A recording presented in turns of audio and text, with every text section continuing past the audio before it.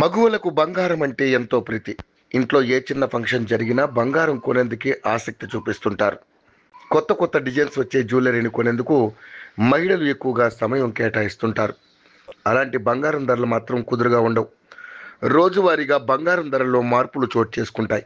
ఈ నేపథ్యంలోనే బంగారం ధరలకు సంబంధించిన సమాచారాన్ని యోయో టీవీ ఛానల్ తమ వ్యూవర్స్ ప్రయోజనాల కోసం ప్రతిరోజు అందిస్తోంది.